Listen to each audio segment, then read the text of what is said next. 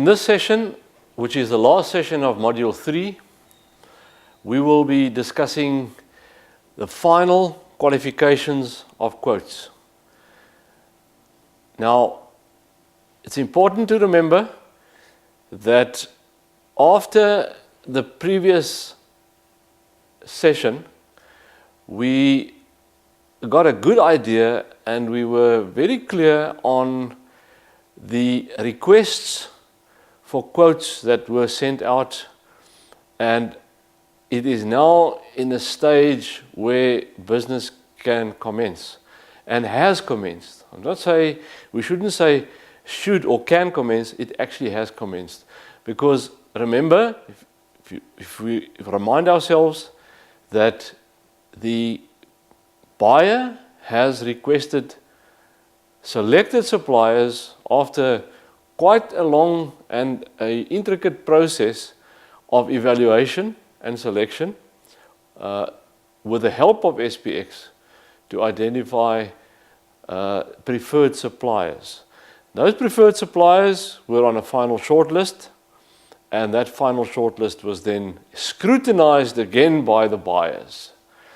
And they then decided to send requests for quotes to those suppliers. Now, I would like to qualify the title of this last session. If we say final qualifications of quotes, we actually mean also the managing of the quotes. I think that's a better, it will give us a better understanding of the process that now follows. Because now there are quite a number of logistical, administrative, procurement rules, engagement rules, rules of engagement between the supplier and the buyer. We have outlined this session as follows. We are looking at the process at a glance. You know, it's always important for us to sometimes get just an overview of what we are talking about, or the processes. That is now apart from the outline. But I thought it would be a good thing for us to look at the process at a glance, just to refresh our minds a bit and to see and to get some context. Because the context is important for us to understand as we go along. The next point that we are going to talk about is the final shortlist.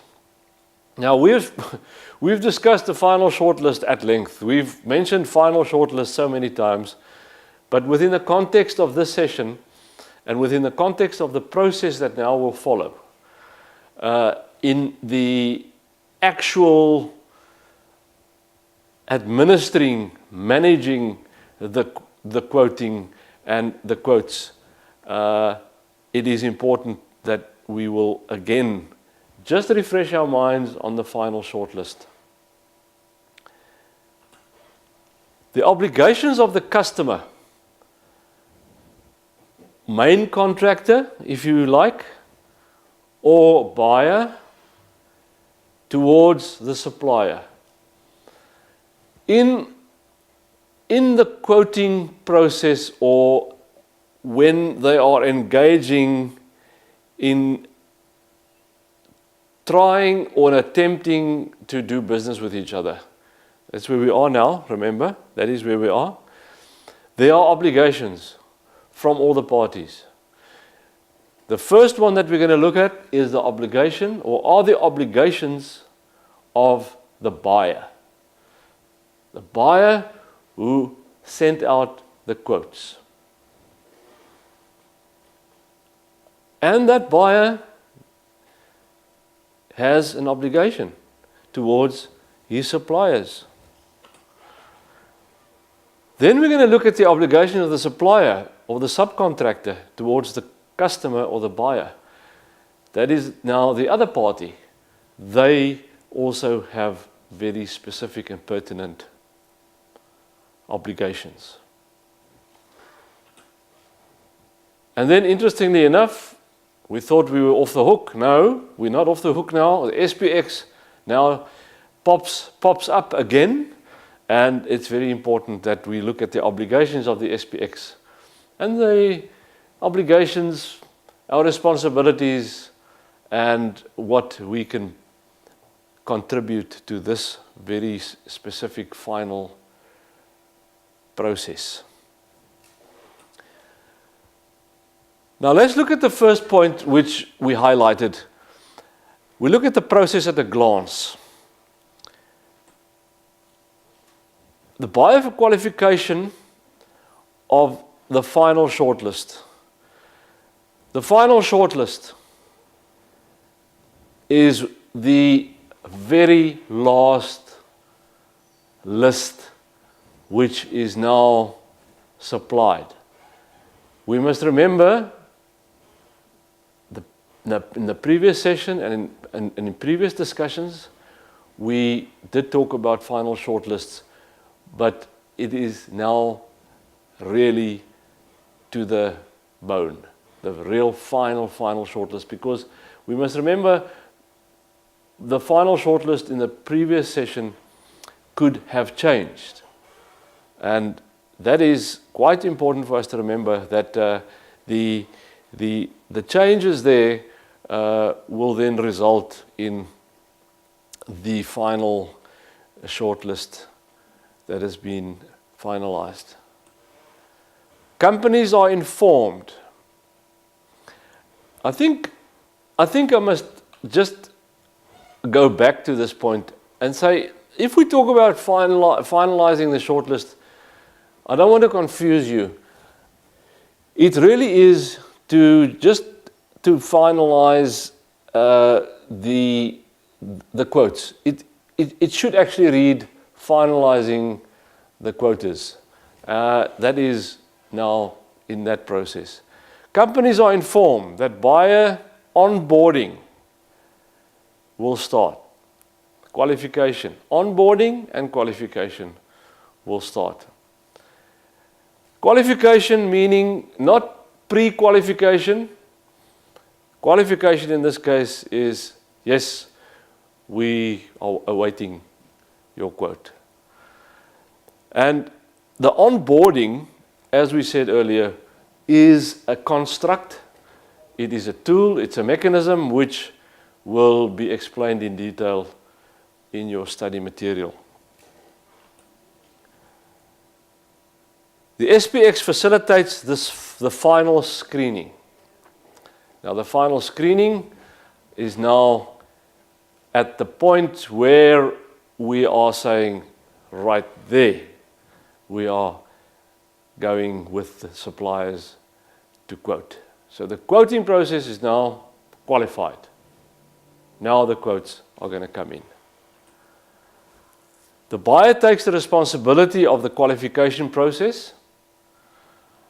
The qualification process will be the buyer's initiative or its responsibility. The buyer will be responsible for qualifying finally and saying, well, looking at the quotes and then deciding on the outcome, or yay or nay, we're going with them, and to engage. The formal orders will follow after the quotes have been qualified. Those are the quotes that have come in and that have been accepted. That first point, we must be very clear. They take the responsibility of the qualification of the quotes that have come in. Formal orders will now follow. The buyer will say to the quoter that have been qualified, the quoter who has now been successful, and the orders will follow. Suppliers could be incorporated into the buyer's international supply chain. That is a very interesting add-on, a bonus for our suppliers. The suppliers could now be, if they're good enough, if there's a good relationship that is built with the buyers, and if the buyer has accepted the quote, they could possibly incorporate these suppliers or the supplier that was successful in the quote on their international supply chains. This is, I'd like to just say in this case, this is really the cherry on the top. And this is something that we must aspire to, because in many instances, in countries, the volumes of some of the buyers are not sustainable for too long a time. In other words, we may find that the volumes would be an offtake within a period of, let's say, a year or two. What we would like to do, and what the SPX aspires, is to also find those buyers and contractors who would like to draw in our suppliers on a broader scale. In other words, in their international trade and on the international markets, and for supplying into the international markets. Note the procurement on lower tiers. Now we remember we were talking about the lower tiers, the tiers lower than tier 1, or the OEM, the original equipment manufacturer or the main contractor. Lower tiers, tiers 2, which probably is a subsystem supplier or a system supplier, and a tier 3 could be a subsystem supplier, and a tier 4 could be a component, specific component supplier. For instance, a tier 3 could easily be something like a casting or a foundry supplying castings and very specific components. The final shortlist is the next point. At the time of negotiation of the contract, definition of the general framework of the subcontracting relationship must be clear and precise. Now, the definition of the general framework of the subcontracting relationship, it has to be very clear, because in this framework of the subcontracting and in the negotiations where the people are doing business with each other, the framework should be very clear. Identical understanding of the problems. The supplier and the buyer should understand the contract and the requirements and the terms of engagement and the rules of engagement of this business transaction. Preparation of a work plan, including a timetable. There should be a work plan between the buyer and the supplier. It is imperative that they cannot just start doing business and there is no order. There has to be a work plan, there has to be schedules, there should be a project spreadsheet. MS Project would probably be, or the MS Project tool would probably be used, or similar tools, as to track. The timetable is very important. The milestones, when the product has to be supplied. The time frames are of absolute importance. Preparation of a long-term development plan.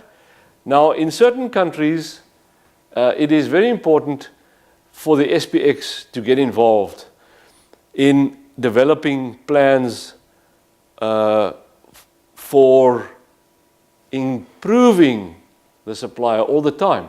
Remember, this is a dynamic process. The supplier and the buyer engage with business, hard business, definitely. Some of those hard issues could be improved as they are doing business. The buyer could possibly come to a point, or they could realize that there's a shortcoming in certain of the technical aspects or the commercial aspects, specifically the technical aspects.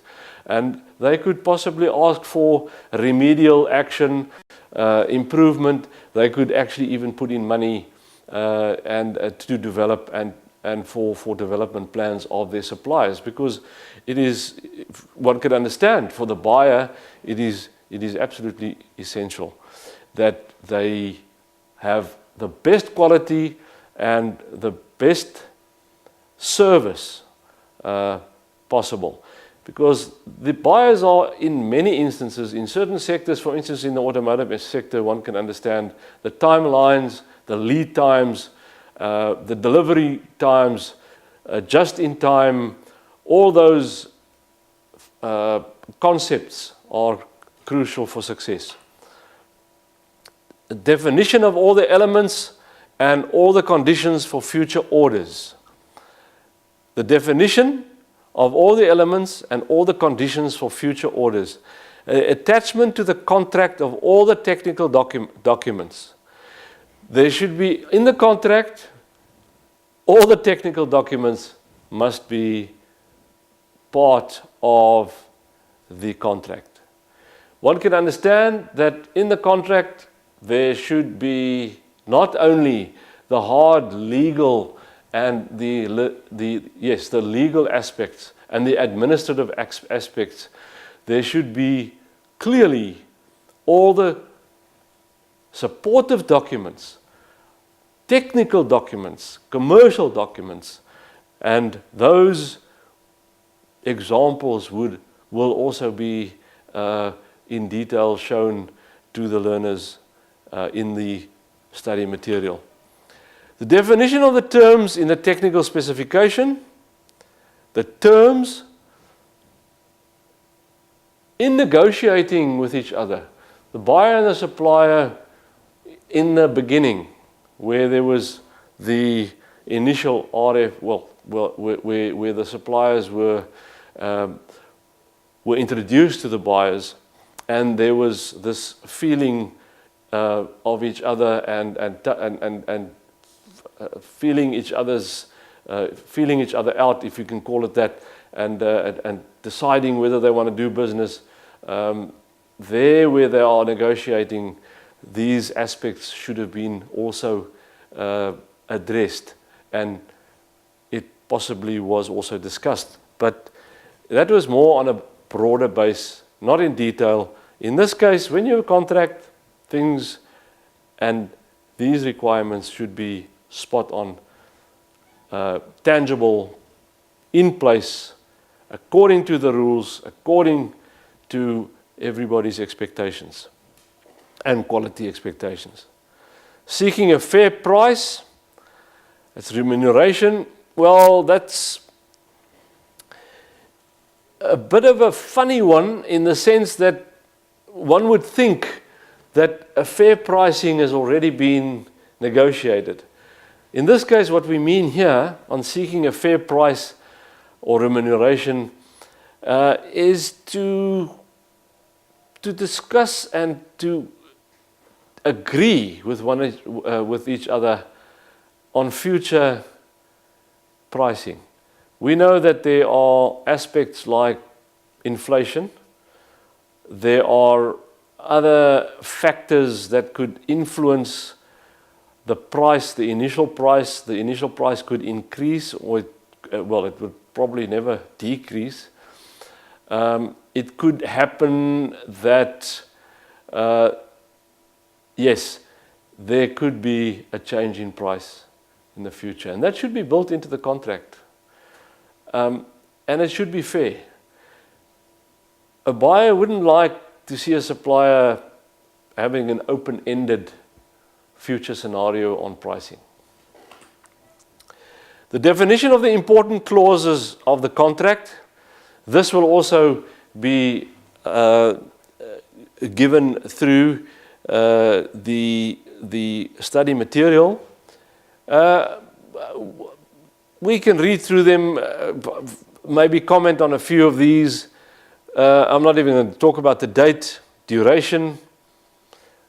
I think before I go into that, think for yourselves. If you go into a contract, let's say you want to supply 1 million chairs to a government department, or yes, that's an example. That contract has been negotiated, the contract has been drawn up, everything that we've said up to now has been followed and it's in place.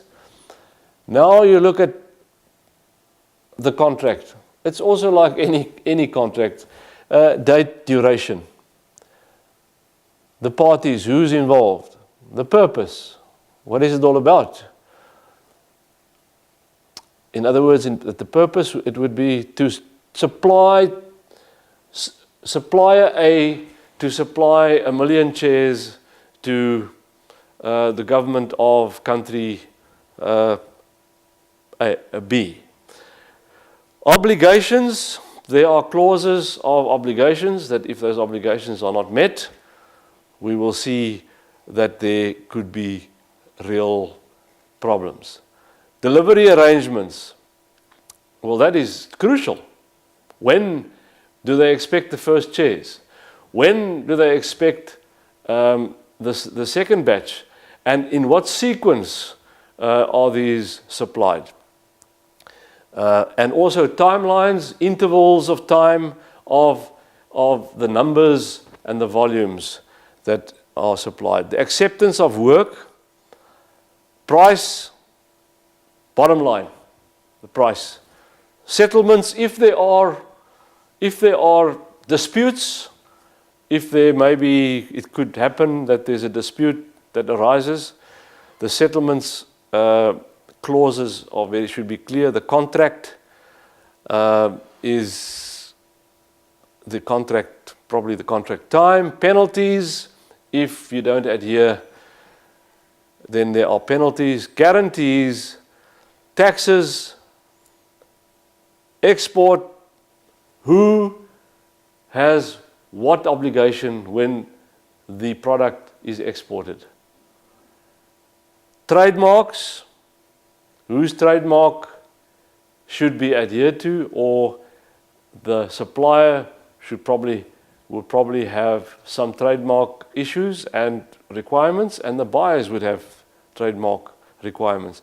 Certificates, what are the certificates that the supplier have guaranteed? Termination of the contract, should anybody be unhappy, how can we terminate? Take it away and say goodbye to each other. The assignment, who are the people that are responsible in each of or on both parties. Notifications, should there be changes, should there be anything that need to be communicated, how is it notified, and what are the obligations of the notifications. Application is, well, the application of the work, dedication, and the signatories. During the performance of the contract, development of a relationship of trust between the partners based on mutual information, always. We know how wrong can things go if people don't communicate. Greater cooperation. There must always be this aspiration of greater cooperation with each other. And we will see that buyers and suppliers, people that have been doing business with each other for a long time, it is usually the case where you will find that there is a very good camaraderie and cooperation and communication. Better communication or dialogue. Development of secure and independent relationships. Security for any supplier, security for any buyer is crucial to a contract. So those aspects to give security and to ensure security are all built into the contract, yes. Those are all aspects that have been written into a contract, but there's also the other dimension, and that is where you want to be secure and feel secure with each other as people doing business. So there has to be a camaraderie, there, a esprit de corps, and there should be a very good, almost, shall we say, independence of communication with each other. Subcontractors should ensure that they have a sufficiently diversified customer base. The supplier should never, well, not never, it can happen, but suppliers must be very careful to have only one client. You can't have all your eggs in one basket. Now, we come to the obligations of the buyer, the main contractor, towards the supplier.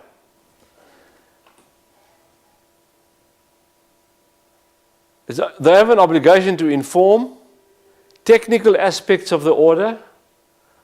That is logic. Financial aspects. Obligation of stability and security. They should give the supplier ease of mind on how they do their business. When they ask for their orders, their requests should be realistic. They can't just suddenly change their culture and their expectations to the supplier. So the supplier would like to feel safe in that environment. Obligation of control. The supplier will need to know that the buyer and the people that are actually working on this contract, there should be control and it should be stable. Obligation of confidentiality should be adhered to. There was an NDA, remember, a non-disclosure agreement. This is a point of contention in many, many contracts. Obligation to pay within a reasonable time. Payment terms. The buyer has a huge responsibility in adhering to the payment terms according to the contract. It goes without saying. Participation of the main contractor in development and investment. We did touch on it a little while ago. Again, the participation of the main contractor, the buyer has an obligation in development and investment of their supplier. We said earlier, if they find that the supplier is struggling, let us imagine that while the process of business and in the supply of the product, in doing the business, there may come some problem on the production line from the supplier. There may come a problem on the technical side. There may be deviations that suddenly occur on delivery. There may be many other possible impediments that may occur as the contract commences and while it is ongoing and in process. And the buyer has an obligation to assist their suppliers in developing. And in many cases, there should be some investment. Yes, the buyer should, in serious cases, should be willing to put money into research and development. Obligations of the supplier, the subcontractor towards the customer, proper performance of the contract in terms of quality, absolutely crucial, quality. They should maintain, contain their quality. A description of the work or product, reference to the technical documents. In all cases, refer back to the technical documents. Reference to the standard to be met by the product. That is, life cycle of the product, the life cycle assurance of the product. Compliance with the terms of reference and technical specifications. Compliance with the terms of reference and technical specifications. The supplier should always refer back to the contract. Remind the buyer of the obligations that they have, and they should give assurance and insurance and security to the buyer that they are adhering. It's just to give the buyer constant feedback and just to make sure that they are at all times adhering to those requirements. In terms of delivery, manufacturing deadlines, just in time is a very important concept in business. Delivery deadlines, well, yes, manufacturing deadlines and delivery deadlines go hand in hand.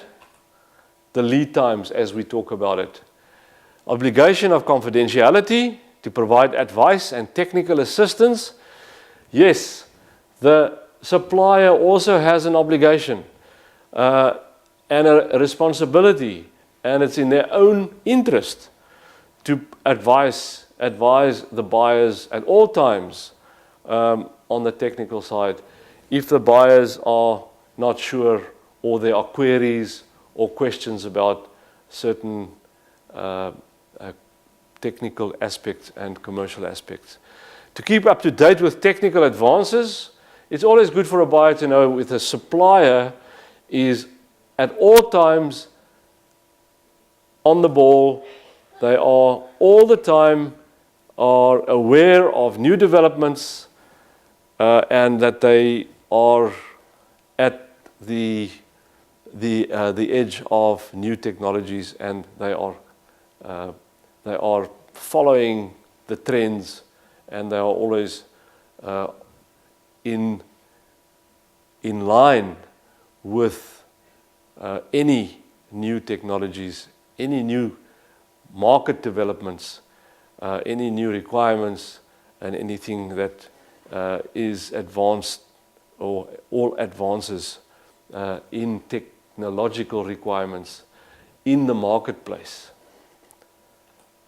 To develop an independent company industrial strategy, suppliers should always have an industrial strategy. And the buyer wants to know that, because it means they are forward thinking, it means that they are always developing, they're progressive, and that they are always in line with new strategies. Now, the obligations of the SPX. The SPX have an obligation in this whole process, which is not surprising, because the SPX have been instrumental right up to now throughout the whole process of getting opportunities into real opportunities, and the real opportunities to suppliers getting shortlists, and those shortlists being shared with buyers and eventually matchmaking. In this specific instance on this process, it's to promote, with the aid of the UNIDO, the application of national codes of good conduct and practice and guidelines on the legal aspects. So the SPX assists the parties that are doing business to aid them and with the national codes of good practice. That's very, very important. The other aspect or element where the SPX could assist in is to offer subcontractors and suppliers technical and legal advice. The SPX do have a lot of market intelligence, technical background, and they have contacts. They don't necessarily have to do it themselves, but they do have contacts so that they can get that information from their information sources. And the training can be done through the SPX, information with respect to financing possibilities and financial incentives.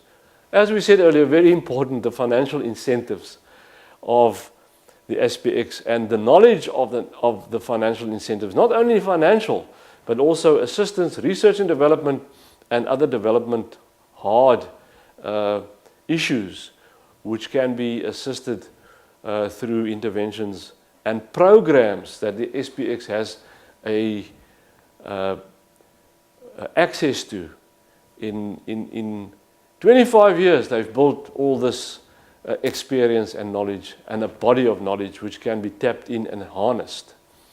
And then to introduce a non-judicial procedure for settlements of disputes chosen by mutual consent by the parties, an expert to be appointed, or even a national arbitrated panel.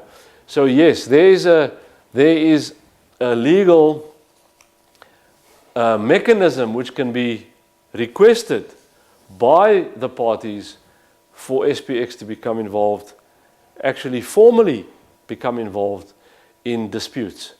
We don't want to get to a point where contracts are cancelled unilaterally by the buyer or the supplier, and there the SPX should play a major role in arbitrating these disputes. And there will be information on that given through to the learners as well in the study material. Now, I would like to end off this module with a summary, just to refresh our minds. Remember, the first lesson was Introduction to the SPX, which we spoke about mainly the purpose of the SPX. What it stands for, what it does, 25 years, what its role is, countrywide, worldwide, and what its global impact has been also, and when it started, who started it, who legitimized it, and a number of other elements and aspects. The second lesson was identification of opportunities, identifying, remember the pipeline, where broadly you were looking at opportunities. The third one was acquiring those opportunities. Remember acquiring the opportunities? That was getting the opportunities and engaging potential buyers. And by doing that, getting and drawing in those possible opportunities that were identified in number 2 into the SPX program and as part of the SPX program. Then we spoke about developing those opportunities. Remember, the prioritizing was a very important tool and a mechanism which we followed in developing opportunities.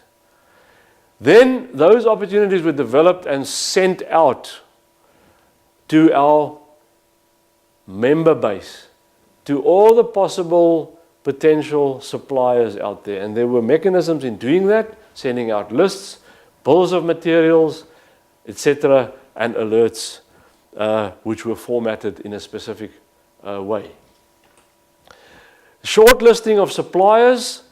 After sending out the opportunities, we got feedback, and that feedback and the responses empowered the SPX to come up with shortlisting of the suppliers, and then the responses were managed. Remember, how did we manage them? We took them to the buyers, and we said, here are possible suppliers, and they're good. According to the SPX, we suggest you look into these suppliers and investigate them further. And then the initial RFQ process, if those buyers were happy with our suggestions from the SPX, they selected the candidates, and what we spoke about today, final qualifications and request for quotes and doing business. Thank you very much.